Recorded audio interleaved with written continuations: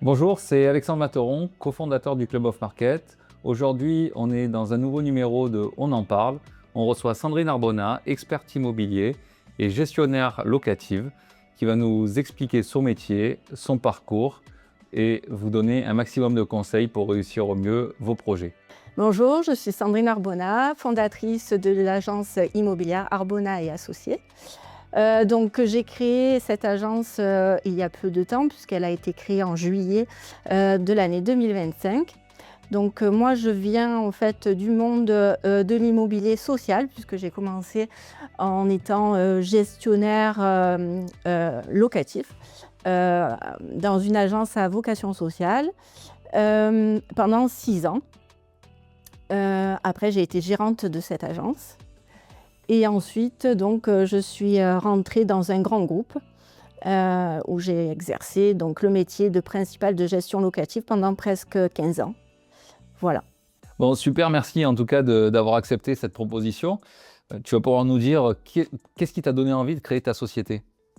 Alors, tout d'abord, comme je l'ai dit en amont, comme j'ai fait de l'immobilier social et j'ai également l'autre casquette de l'immobilier dans le diffus dans un grand groupe, j'ai voulu recentrer l'humain, on va dire, dans une même entité.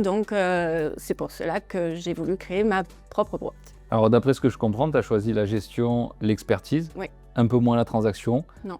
Pourquoi? Alors, tout simplement parce que j'ai une formation de juriste, puisque je suis juriste en droit des affaires. Et de ce fait, je me suis orientée plutôt vers l'immobilier, mais juridique, plutôt que commercial. Oui, parce qu'en fait, finalement, la transaction, on voit ça un peu comme un immobilier one-shot, beaucoup moins sur la gestion, puisqu'on accompagne des clients long terme. Oui. C'est ça qui te plaît, visiblement, c'est l'accompagnement des clients et le suivi de leurs projets, finalement. Alors, dans la gestion locative, effectivement, on accompagne les clients du début, c'est-à-dire de la prise de mandat, de la gestion, jusqu'à la fin de son mandat. Si toutefois il résilie, le but est que le propriétaire ne résilie pas le mandat. Et en fait, notre métier en tant que gestionnaire, après on a le côté expertise, mais en tant que gestionnaire, on est vraiment l'intermédiaire entre le locataire et le propriétaire. Après, il y a le côté aussi expertise qui amène ce côté juridique, un peu plus juridique qu'on a un peu moins en gestion locative, d'où l'assemblage des deux. Donc tu retrouves en fait ce que tu aimes, l'humain de la gestion et le juridique de l'expertise. Exactement. Donc c'est vraiment deux choses complémentaires que tu as développées au fur et à mesure du temps. Et ça, c'est plutôt pas mal. Ouais. Ok. Donc tu m'as dit que toi, ce qui te plaisait, c'était la gestion pour le côté humain et l'expertise pour le côté juridique. C'est deux choses qui te passionnent. D'où ça te vient? Est-ce que ça t'est venu avant tes études, pendant tes études ou pendant toute ta découverte du métier? Alors, c'est une question qui n'est pas facile, c'est sûr. Non. Moi, déjà, dès le départ, depuis que je suis gamine, en fait, j'ai des parents qui sont juristes. Juristes plus vers en droit public. Mais j'ai toujours baigné dans ce milieu-là, on va dire, puisque en fait mes parents avaient des amis qui étaient avocats, fiscalistes, voilà. Donc en fait, de base, moi, je voulais être avocate fiscale. Et puis, en fait, quand on rentre en fac de droit, n'est-ce pas? Elle dit ça parce qu'on a le même parcours, en fait. Quand on rentre en fac de droit, on essaye de se chercher plus ou moins. Et c'est vrai que droit des affaires, en fait, je retrouvais en fait, le côté fiscal. Mais après, j'ai eu un maître de stage qui m'a expliqué que pour être avocat fiscaliste, c'était un peu plus long, plus compliqué, voilà. C'est bien français, c'est toujours dire « Ah, mais il y a ça à faire, il y a ça à faire, il y a cette étape ». Et on te décourage petit à petit et on se dit, bon, est-ce que je veux vraiment le faire? Mais au final, plus ou moins, il m'a orientée vers autre chose parce qu'en fait, l'immobilier, ça m'a toujours intéressée. Donc, il m'avait dit, ce qui serait bien, c'est que tu t'orientes plus vers l'expertise immobilière. puisque ça t'intéresse. Et de ce fait, donc, je me suis orientée vers l'expertise immobilière, puisque à la fac de droit d'Aix-en-Provence, on avait un parcours qui s'appelait l'IFRIM, c'était l'Institut de formation de recherche en expertise immobilière. Donc j'ai fait cette formation-là. Bon, après, la vie a fait que je me suis mariée, voilà. Et donc j'ai arrêté en fait la formation. Et après, je suis rentrée dans l'immobilier, on va dire, général. Et il me manquait toujours ce côté-là un peu juridique, voilà, dans ce métier de gestionnaire locatif. Et du coup, j'ai repris mes études. Et donc, j'ai fait la formation pour être agréée au Centre national de l'expertise immobilière. Chose qu'elle m'a conseillée, puisque moi-même, je me suis posé la question à un moment donné de faire de l'expertise immobilière. Et Sandrine m'a dit, il faudrait que tu fasses ça, parce que c'est un métier qui est super opaque, où on n'a pas forcément d'informations. Personne n'en parle vraiment, en fait. On pense que c'est insurmontable, alors que finalement, après, bien sûr, il faut connaître quand même des choses, mais c'est pas aussi insurmontable que ce qu'on pourrait l'entendre, quoi, finalement. Pas du tout, puisqu'en fait, donc c'est vraiment, dans ce centre de formation, ce sont vraiment des agents immobiliers depuis de longues dates qui peuvent entrer dans cette formation, ou des juristes. Donc du coup, c'est vraiment, c'est, on va dire, comment on peut dire ça? C'est vraiment une formation pendant une semaine, c'est hyper intense, voilà. C'est condensé, c'est intense, mais on ressort de là quand même avec pas mal de notions. Après, à nous de faire le job et de trouver du boulot. Alors, justement, je rebondis sur ça. Vu que c'est assez opaque, toi, quelqu'un qui souhaiterait devenir expert immobilier, qu'est-ce que tu lui conseillerais de faire comme parcours? Est-ce que tu lui conseillerais de faire une licence de droit avec, je ne sais pas, selon mes parcours, ou un master, ou faire le complément au CNE? Enfin, je te laisse faire, parce que il y a peut-être quelque chose qu'on pourrait apprendre aux gens. Alors, en fait, pour moi, il y a deux parcours.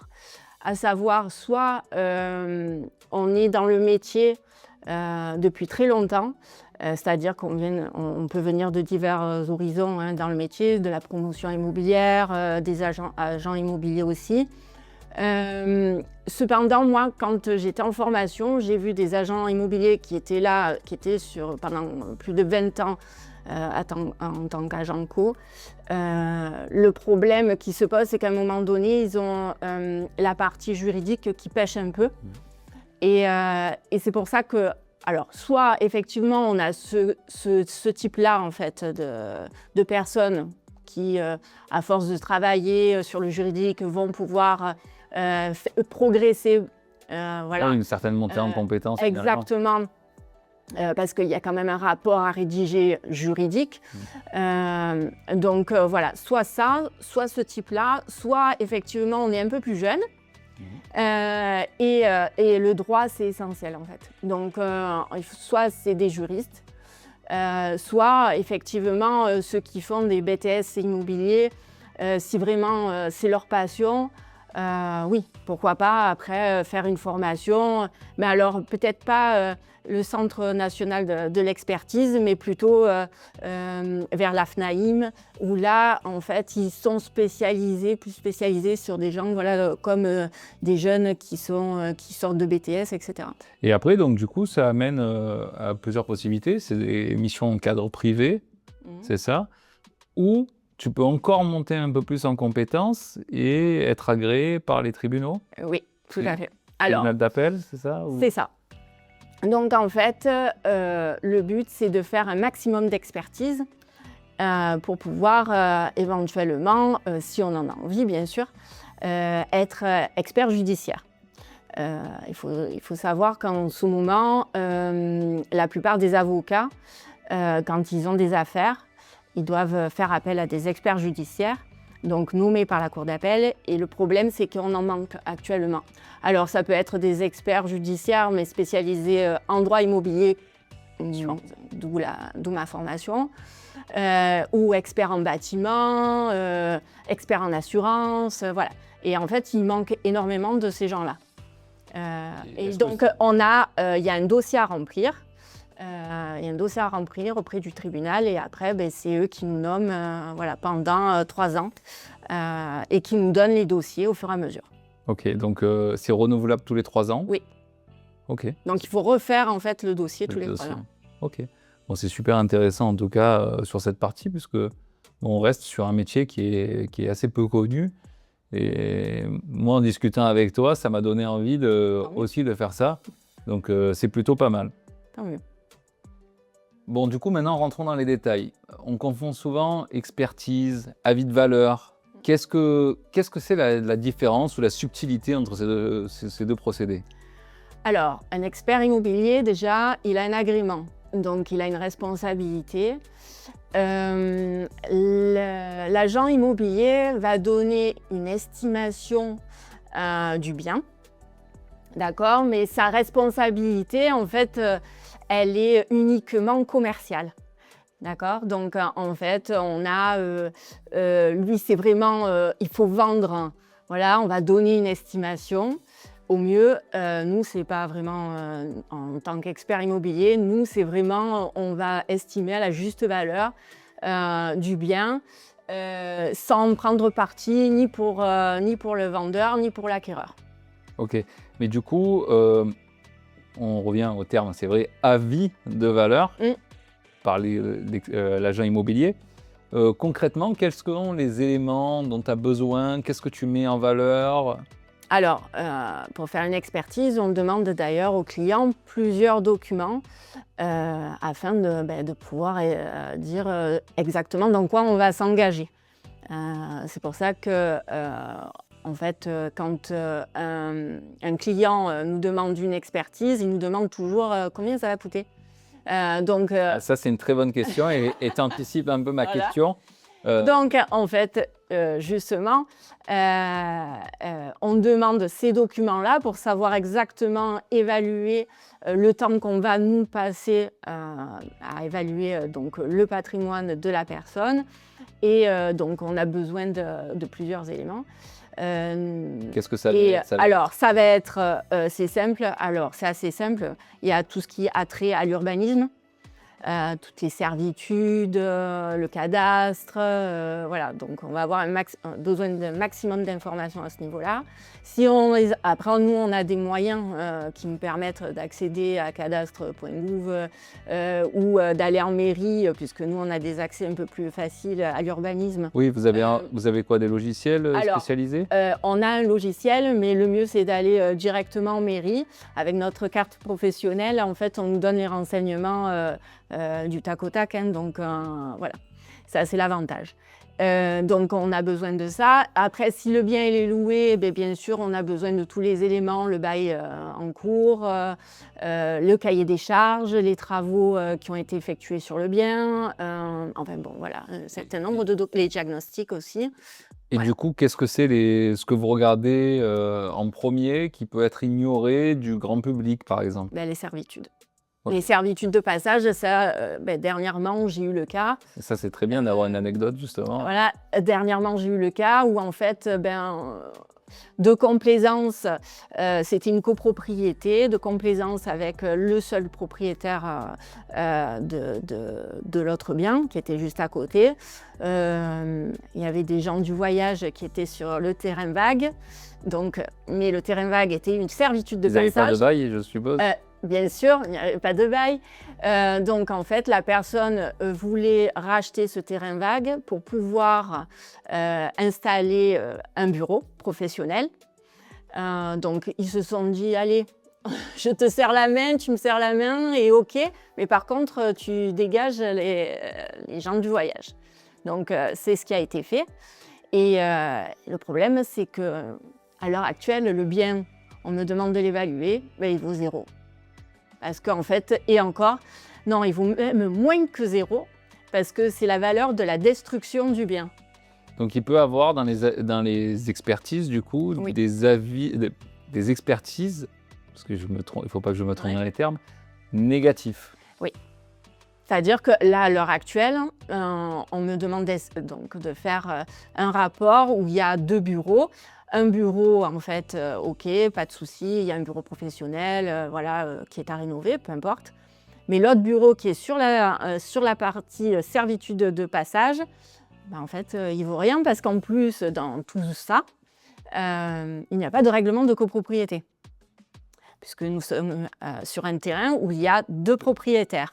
Donc, il faut un règlement de copropriété, une assemblée générale qui dit qu'un des deux était d'accord pour que l'autre puisse construire sur cette partie-là. Et en fait, rien n'a été fait dans donc, les toi, règles de l'art. tu as rendu un avis de valeur négatif. Tout à fait. Et quel a été le retour justement du client? Alors, en plus, c'est dans le cadre d'une donation. Donc évidemment, bien évidemment, si à l'heure actuelle, c'est ce que le bureau vaut. Oui. Voilà. Maintenant, comme je lui ai expliqué, à l'heure d'aujourd'hui, c'est ça. Maintenant, si on remet tout d'aplomb, c'est-à-dire si on fait un règlement de copropriété, une assemblée générale, etc., à ce moment-là, le bien vaudra quelque chose. Et toi, tu as donc, fait l'avis de valeur. Valeur au cas où, voilà. Donc on explique bien dans le cadre juridique que si le notaire en charge de la succession ou de la donation fait les choses dans les règles de l'art, à savoir faire le règlement de copropriété, une assemblée générale, etc., à ce moment-là, le bien vaudra quelque chose. Donc voilà. C'est super intéressant en tout cas. Donc toi, tu nous disais que tu as engagé ta responsabilité, à la différence, si on doit résumer en fait, oui. L'expert immobilier met en cause sa responsabilité contractuelle, alors que finalement l'agent immobilier, lui, donne juste un avis de valeur. Mais il engage aussi sa responsabilité, mais commerciale. Commerciale, donc c'est intéressant à savoir. L'avis de valeur des agents immobiliers, généralement, c'est gratuit. Toi, tu m'avais dit que c'est payant. Sur devis. Ça va être sur devis, et donc voilà. Est-ce que tout à l'heure en off, un peu on parlait et tu me disais qu'il y avait des régions où on avait plus tendance, tendance à demander l'avis d'un expert immobilier. Alors c'est effectivement dans la région plus vers Nice ou dans le Var, où il y a beaucoup d'étrangers et en fait les étrangers ils ont plus l'habitude de faire appel justement parce qu'en fait ils ne connaissent pas du tout la valeur en France. Donc pour éviter de se dire oui l'agent immobilier il a peut-être gonflé le prix, voilà. Donc, ils font appel à des experts, justement, pour se dire ce que j'achète, ça vaut vraiment ça. Voilà. Et alors, comment dire par contre, à Marseille, c'est pas du tout ancré du tout dans notre système, donc, mais pas du tout. Alors que je pense que ça éviterait certains problèmes par exemple, quand il y a des vices cachés, etc., ce dont on parlait en off, comme tu disais. Les vices cachés, aujourd'hui, c'est le grand sujet lors des achats immobiliers aujourd'hui. Encore il y a quelques semaines, la Cour de cassation a rendu des rapports a rendu des avis sur les problèmes des vices cachés auprès des agents immobiliers. On ne rentrera pas dans le détail. Peut-être qu'un jour, on recevra un avocat d'ailleurs qui sera spécialisé. Et ça sera super intéressant de lui poser la question parce que, en fait, moi, en tant qu'agent immobilier, je ne peux pas parler expert parce que je ne suis pas expert, mais j'engage ma responsabilité commerciale. Donc, demain, il y a un vice caché, je suis aussi responsable. Pas autant que le propriétaire, mais voilà. Et d'où l'expert immobilier. Voilà, d'où le besoin aujourd'hui des experts immobiliers. Parce que si l'expert immobilier se loupe, on va dire, voilà, il ne voit pas le vice, parce qu'il peut y avoir un vice. Mais s'il est visible, il engage sa responsabilité. Ouais. Alors que s'il est vraiment caché, à ce moment-là, après, il y a d'autres choses à voir. Mais après, c'est très compliqué. C'est là où il faut faire la distinction entre caché et vraiment caché. C'est un grand débat qu'on pourra avoir peut-être un jour. Ben oui. Bon, là, aujourd'hui, je pense qu'on a fait quand même un bon contour du métier d'expert immobilier. Et on va peut-être passer un peu sur l'aspect gestion, parce que aussi, c'est ce qui te prend quand même beaucoup de temps. Oui. C'est un métier qui est passionnant pour les gens qui aiment ce métier. Moi, c'est pas mon cas. Je préfère la transaction, mais je comprends très bien ce que tu aimes. Donc justement, au niveau de la gestion locative, c'est un parcours aujourd'hui du combattant. Il faut maintenant des DPE, il y a tous les problèmes d'impayés, il y a toutes les normes qui régissent cette gestion. Qu'est-ce que toi, tu peux apporter? Qu'est-ce qu'aujourd'hui tu vois dans ce métier? Alors, effectivement, ça fait presque 20 ans que je l'exerce, ce métier. Et je pense, effectivement, les règles changent toutes les années, ne serait-ce que pour le diagnostic de performance énergétique. Maintenant, en 2026, il y a des nouveaux calculs qui vont faire augmenter la grille. On passe du D au C. Pour les gens qui ne le savent pas trop, on a mis des DPE sur les locations. Qu'on ne pouvait plus louer certaines notes à partir d'une certaine date. Et là, on revient un peu sur le truc. Pourquoi? Parce que tout simplement, il fallait faire des travaux et qu'on a un parc locatif qui est trop ancien et que les gens n'ont pas forcément aussi l'argent pour faire ces rénovations énergétiques. Après, sur ça, d'où la FNAIM, ça, ils nous forment assez bien.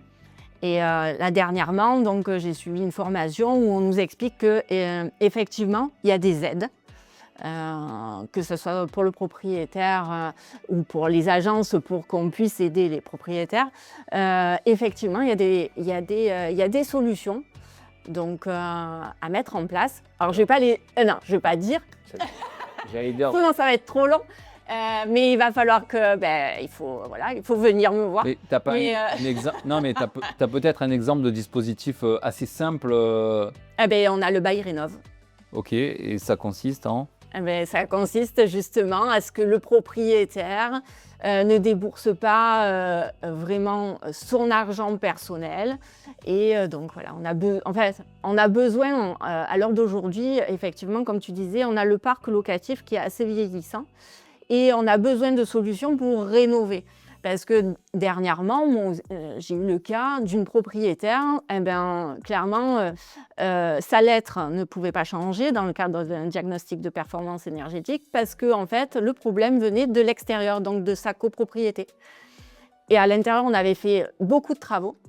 Et du coup, impossible de relouer. Et qu'est-ce qu'elle a fait? Elle a vendu. Ouais. Elle n'avait pas, donc impossible, qu'est-ce qu'on fait? Là, on a un bien qui est vide et il faut attendre que la copropriété veuille bien faire les travaux d'isolation thermique par l'extérieur. Parce que ça, c'est un gros sujet aujourd'hui. Pour les propriétaires, il y a tout ce qui est fenêtre, isolation par l'intérieur et on va dire pompe à chaleur. C'est les trois grands phénomènes qui permettent de contrer un peu cette note. Mais il y a aussi énormément, et ça coûte très très cher aux copropriétés, c'est l'isolation par l'extérieur et la toiture. C'est ça. Alors je ne vous parle même pas des appartements anciens sous les toits. Ça, c'est le gros sujet. J'en ai eu le cas sur une vente récente où ça amène à des gros questionnements sur ça. Justement, toi, comment tu fais pour te prémunir du risque en gestion locative, par exemple, aujourd'hui? Alors ça, c'est une autre... on ne parle plus de diagnostic de performance énergétique. Là, on parle sur les impayés, c'est ça que tu veux... On est quand même passé... On a balayé un peu le sujet sur la gestion du problème des DPE, parce qu'après, c'est un sujet qui est hyper long, auquel on peut parler longtemps. Je pense que pour les gens, il faut essayer de leur faire un tour d'horizon de ton métier. Parce que peut-être que tu passionneras des gens. J'en suis certain. Mais du coup, aujourd'hui, sur le gestionnaire locatif doit balayer un certain nombre de contraintes. Et le DPE, la mise en location, ça, c'est le gros sujet d'aujourd'hui. C'est ce qui va nous permettre de louer. Mais après, la question, c'est à qui? À qui tu vas pouvoir louer. Et justement... Comment on fait pour... Alors, un dossier de solvabilité... quand ils nous arrivent, on a on peut avoir évidemment plusieurs dossiers, plusieurs types de dossiers. Alors, je ne dirais pas que c'est un peu on va dire du feeling. Un peu aussi que voilà, ça fait 20 ans que je connais le métier, je sais reconnaître quand les avis d'imposition sont faux, je sais reconnaître quand les bulletins de salaire sont faux. Voilà. Donc après, on demande un certain nombre de documents. Alors ça peut être pompeux pour les locataires, puisqu'il y a toute une liste à nous fournir, mais on est obligé de passer par là pour pouvoir accepter le dossier. Derrière, je propose, moi, une assurance de loyer impayé et de détérioration. GLI, c'est ça? C'est ça, et de détérioration immobilière. Donc, je passe par un partenaire. Voilà. Et comment ça fonctionne, ces GLI? Quand vous activez? Il y a un agrément, c'est-à-dire que moi, je valide le dossier. Je le passe ensuite, je remplis un dossier d'agrément auprès de l'assurance. L'assurance me dit « Ok, pour nous, on est d'accord avec toi, le dossier, il est bon ». Et à ce moment-là, on met le locataire à l'intérieur. En cas d'impayé, il faut savoir que malheureusement, hormis une entité en France qui fait ça sur fonds propres, les assurances, il faut attendre 3 mois avant de se faire rembourser du premier impayé. Donc, c'est-à-dire pourquoi 3 mois? Parce que à partir du premier impayé, en fait, après, c'est la procédure normale d'impayé avec le commandement de payer, voilà, l'huissier, voilà. Et alors, il y a des dispositifs qui existent, je crois, de l'État pour garantir les loyers impayés. Alors, c'est la garantie Visale. Voilà, il y a Visale et il y a un truc qui s'appelle Garant-Me aussi. C'est la même chose. C'est la même chose, mais c'est pas le même. C'est le même principe. Alors, c'est un peu moins, je dirais, un peu moins sécure pour les propriétaires. Alors, suivant le dossier, bien évidemment, c'est pour ça que je disais, il y a une question de feeling. Parce que dernièrement, j'ai accepté un dossier que je n'aurais pas accepté, en fait, de base. Cependant, quand on est jeune et qu'on commence dans la vie active et qu'on n'a pas les parents à proximité, problème, même si on a un CDI avec, voilà, qu'on a passé la période d'essai, etc., malheureusement, il n'y a que cette garantie Visale qui offre la possibilité à des petits jeunes qui rentrent dans la vie active d'avoir un logement. Donc voilà, ça c'est la garantie Visale. C'est super parce que ça permet de rendre l'accès au logement. C'est ça. Voilà. Après, il faut un peu les suivre, mais voilà. C'est des dispositifs de l'État. Mais oui. C'est ce qu'il faut retenir, c'est des contraintes, mais qui permettent de soulager quand même un peu. Oui. Et alors, j'entends beaucoup des gens qui cherchent à louer. Bon, à Marseille, on sait qu'il y a une grosse tension locative. Il y a cette règle de 3 mois de loyer. Comment dire? Il faut 3 mois de loyer par rapport au salaire. Ah, 3 fois le montant. 3 fois du montant des loyers. 3 fois le montant du loyer? Bah oui. Et il n'y a pas un moyen de contourner? En fait, c'est les assurances. Quand le propriétaire souscrit à cette assurance loyer impayé, l'assurance demande minimum de 75 le montant du loyer. Okay. Donc ça bloque un peu l'accès aussi au logement pour certains. Alors oui et non. Alors on dirait même, alors à ce moment-là, quand on est dans le parc neuf, on va dire dans le neuf, malheureusement il y a des dispositifs avec donc la fiscalité. Pinel par exemple. Par exemple Pinel, où effectivement là on rentre dans des barèmes. Moi ça m'est déjà arrivé de refuser des dossiers parce que en fait les gens gagnaient trop. Alors on est à double vitesse en fait. Voilà. De mémoire, Pinel ils ont arrêté. Oui. Ça y est, c'est fini. Oui. Donc, pour l'instant ils n'ont pas encore annoncé de nouveau. Non. Bon. L'attention aussi des promoteurs. Bientôt sortir. Ouais, mais déjà en plus il y a très peu de promotions neuves. Oui. En tout cas à Marseille c'est le cas. Mais bon, c'est en gros si tu es jeune, tu dirais qu'il faut aller plus vers peut-être un Pinel sur la location. Alors moi, non, pas du tout. Je conseille pas du tout les dispositifs fiscaux de notre gouvernement. Parce que quand on est locataire, on paye beaucoup plus cher dans les logements neufs, à condition et dans les logements neufs, souvent quand on rentre, on a par exemple, c'est bête, hein, mais un bloc évier. Sauf que après, il faut faire la cuisine. Alors bon, c'est un jeu avec le propriétaire. Il joue le jeu, on met la cuisine, mais on augmente un peu le loyer éventuellement. Voilà. Donc du coup, on se retrouve avec des sommes. Enfin, en ce qui me concerne, je trouve que c'est un peu abusé. Et quant au propriétaire bailleur, quand il sort du dispositif, il paye 3 fois en fait son dispositif.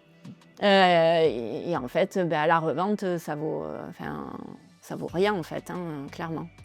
Ok, bon, en tout cas, sur cette partie-là, c'est super d'avoir eu un petit tour d'ensemble, on va dire, de ton métier, autant d'expertise, avec l'explication, la différence entre la vie de valeur et l'expertise. Ton avis aussi sur la gestion locative, qui est aujourd'hui un peu fastidieuse, avec un énorme de contraintes. Tu as pu nous donner aussi quelques infos. Peut-être qu'est-ce que tu as un petit tips pour clore cette partie-là? Là, non. Mais par contre, il faut savoir que ce métier-là, comme il change régulièrement, on ne s'ennuie pas. Voilà, c'est clair. C'est un métier, moi ça me passionne, ça fait 20 ans que je le fais. Mais ouais, c'est quelque chose, en règle générale, les juristes, on va dire de base, ils aiment ce métier-là quand on rentre dans l'immobilier, justement parce que on s'ennuie pas, c'est jamais, c'est toujours différent, donc voilà. Bon, du coup, maintenant on va parler un peu de marché. Ton avis, il faut qu'il soit tranché et tranchant, comme tu as l'habitude de le faire quand on est un peu en off. Du coup, toi, aujourd'hui, l'état du marché, les propriétaires qui viennent voir les agents et qui leur disent « moi, c'est ce prix mais j'ai vu que le voisin, il vend tel prix, j'ai vu sur DVF ». Qu'est-ce que c'est ton ressenti, en fait? Alors ça, on en avait déjà parlé. Moi, je pense qu'effectivement, lors d'un achat, l'essentiel, alors ça coûte de l'argent peut-être, mais faire appel à un expert, pour moi, c'est essentiel. Après, moi, je fais pas de transactions. Donc, Elle me fait le petit pic, voilà, parce que tout à l'heure, j'ai eu le malheur de lui dire que j'avais horreur. Et alors, les gens qui me suivent sur LinkedIn verront d'ailleurs mes différents coups de gueule sur les pseudo-estimations. C'est très compliqué dans ce métier de faire vivre nos avis de valeur quand on essaye d'être au plus juste. Parce qu'on a toujours le petit plaisantin ou le confrère, en tout cas, qui voudra avoir le mandat et qui se mettra un peu au-dessus. Voilà. Donc, moi, aujourd'hui, je te pose cette question en tant qu'experte. Voilà, en tant qu'expert, voilà, moi, je conseillerais les gens, plutôt que de faire appel à éventuellement de faire appel à un agent immobilier qui va vous faire un avis de valeur gratuitement. Je pense que le mieux, c'est l'expert, même si ça coûte un peu d'argent. Je pense que derrière, alors nous, en tant qu'expert, il faut savoir que quand on nous consulte, derrière, vous avez la possibilité de vendre le bien, vous pouvez vendre le bien directement. On n'a pas le droit d'avoir un mandat de vente derrière. C'est-à-dire prendre des honoraires, parce qu'à ce moment-là, on prend 2 fois les honoraires, voilà. Ou alors, il faudrait les déduire de la vente. Enfin bon, dans tous les cas, quand on fait appel à nous, on n'a pas le droit d'avoir un mandat de vente derrière. En fait, vous êtes vraiment dissocié de l'acte. De l'acte. C'est une expertise en vue d'une vente. Et là, après, il sera libre de choisir le professionnel avec qui il veut travailler. Exactement. Non. Alors, bien évidemment, quand ils font appel à mes services, je travaille éventuellement avec certains partenaires. Et à ce moment-là, je les oriente bien volontiers vers toi. Vers moi ou quelqu'un d'autre, d'ailleurs, parce que tu as d'autres partenaires avec qui tu bosses. Mais il faut retenir quelque chose, c'est que quand un expert vous fait un avis de valeur, c'est un avis qui est, enfin, un dossier d'expertise. Je suis désolé, j'ai fait l'impair. C'est quelque chose que j'utilise tous les jours. Il est complètement désintéressé C'est ça. de l'acte qui va suivre. Donc, lui, il est mandaté pour vous être au plus juste du prix. Et alors, c'est super intéressant ce que tu dis. Tu me regardes avec des grands yeux. Alors, justement, on a un cas ensemble. Oui. Et Diane a préparé justement la question sans le savoir. Aujourd'hui, tu as un propriétaire qui te mandate sur des expertises de biens immobiliers. Toi, tu vas lui faire tu as 3 méthodologies, je crois, de mémoire. Enfin, un peu plus. Un peu plus, Mais ça trois dépend, principales. ça dépend en fait du bien. Donc, tu vas avoir cette méthodologie. Par régression statistique, ce que font en fait et l'administration et n'importe quel agent immobilier. Ensuite, la méthode par capitalisation et la méthode sol construction vétusté. Et donc, du coup, cette fameuse méthode de capitalisation, je ne sais pas si tu vas voir là où je veux en venir en tout cas. Elle permet d'avoir une idée sur la rentabilité du bien. Toi, Oui. en tant qu'expert, quel est le minimum de rentabilité que tu trouves intéressant pour un produit? C'est un avis tranché et personnel. J'aurai certainement un autre avis et quelqu'un d'autre aura encore un autre avis. Alors, pour moi, ça sera à partir de 7%. Bien évidemment, je sais que les investisseurs, c'est pas vraiment 7% qu'ils recherchent, mais plutôt 10. Donc, voilà. Mais 7%, c'est une très bonne piste de réflexion parce qu'on commence à trouver des bons investissements à partir de 6,5. voilà, Alors, moi, je parle en net, toi aussi, je suppose, tout à fait. parce qu'il y a quand même on va dire, quasiment un point de différence entre le net et le brut. Oui, oui. C'est au minimum. Selon les endroits, des fois, c'est 1,5. Et ça dépend aussi de la typologie de bien. Et alors, justement, un client aujourd'hui, dans ce contexte économique un peu bizarre, qui a des investissements qui sont en dessous, on va dire, de 5%, si c'est pas moins, qu'est-ce que tu lui conseillerais de faire ou de ne pas faire? Alors, tout dépend de sa situation, bien évidemment. Alors, effectivement, c'est ce qu'on parle du cas qu'on a en commun. Il y en a d'autres? Alors, il y en a d'autres, tout à fait. Mais par exemple, cette personne-là, elle ne vit que de ses rentes, donc que de ses revenus locatifs. Donc évidemment, il faut trouver des solutions. Quand on a un taux de rentabilité, on était à 2-3%. Il faut lui trouver une autre solution, éventuellement de vendre pour acheter autre chose plus rentable, etc., etc. Parce que ce qu'on n'a pas souligné, c'est pourquoi c'est intéressant d'investir à partir d'un certain pourcentage. Qu'est-ce qu'en dessous, on va avoir comme risque? Comme risque. Le plus gros risque, c'est quoi? Ça va être un problème de travaux qui va encore minorer le... Alors, en dessous, c'est pas que... En fait, ce risque-là, dans tous les cas, il existe. Quand on fait du locatif, il faut savoir que quand un locataire sort, ça fait 10 ans qu'il est dans l'appartement, dans tous les cas, il va y avoir des travaux. Alors après, peu importe la rentabilité en fait, du bien, dans tous les cas, il va y avoir des travaux. Alors après, on voit le problème dans sa globalité, effectivement, où là, oui, effectivement, je te rejoins sur ça.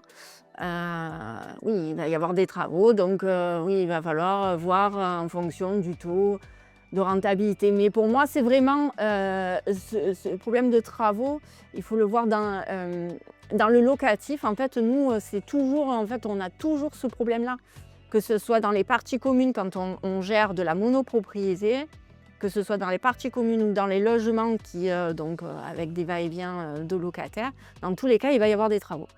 Alors après, tout dépend évidemment du propriétaire bailleur. Soit il a de la liquidité, il peut, puisqu'en fait tous les travaux sont déductibles des revenus fonciers, donc soit il a des revenus assez conséquents et dans tous les cas il va y avoir un turnover et on aura des fonds pour pouvoir faire les travaux, soit il n'en a pas et effectivement à ce moment-là, si son taux de rentabilité il est au plus bas, en dessous donc des fameux 6%, et bien à ce moment-là, il faut lui conseiller de vendre.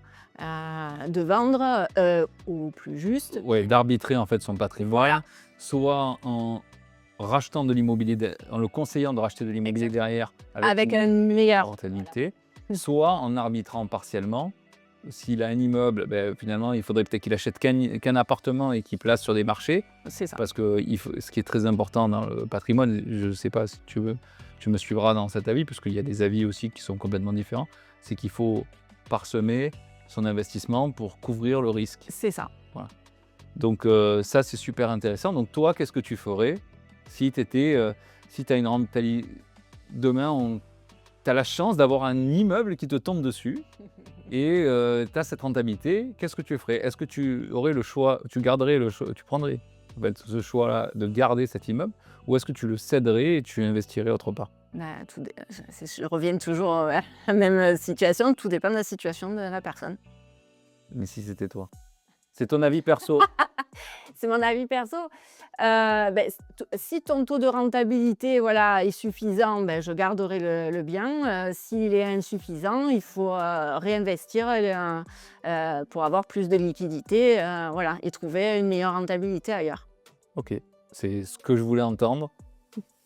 Voilà, tu l'as. Ouais, c'est super, parce qu'il y a des gens qui ne sont pas forcément néophytes à l'investissement, qui ne savent pas forcément à partir de quel taux il faut garder, arbitrer, vendre. Et ça, c'est aujourd'hui ton rôle d'expert aussi, de conseiller les investisseurs, les propriétaires qui ont des produits. Voilà, c'est super important d'avoir aussi ton avis. Bon, super Sandrine, en tout cas, de toutes ces informations. Maintenant, on va terminer par une question-réponse qui est assez rapide. Tu as le droit à une petite phrase d'argumentation. Ou pas. Ou pas. Si tu as envie de couper, tu peux le dire tout de suite. D'accord. Donc, ton métier, l'expertise, tu le conseilles par capitalisation ou par comparaison? Par capitalisation. Pourquoi? Tu veux pas Parce répondre? que par régression statistique, on va tomber dans tout ce que va faire un agent immobilier lambda, donc une méthode globale. Ok. Un CDI qui gagne peu ou un freelance qui gagne beaucoup? Ni l'un ni l'autre. Pas de réponse. Non, ni l'un ni l'autre. En fait, on peut bien tomber avec un CDI, comme mal tomber, et pareil pour l'autre. T'es plus rigueur administrative ou relationnel commercial? Les deux. Et pour 2026, t'es plutôt optimiste ou pessimiste? Optimiste. C'est très bien.